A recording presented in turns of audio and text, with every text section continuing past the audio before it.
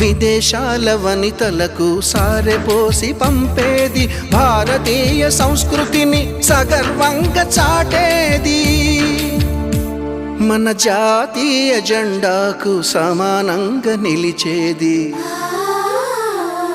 చీరలోని గొప్పతనం తెలుసుకో, ఈ చీర కట్టి ఆడతనం పెంచుకో.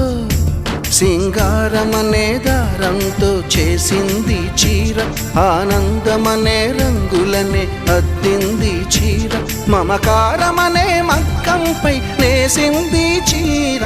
చీరలోని గొప్పతనం తెలుసుకో,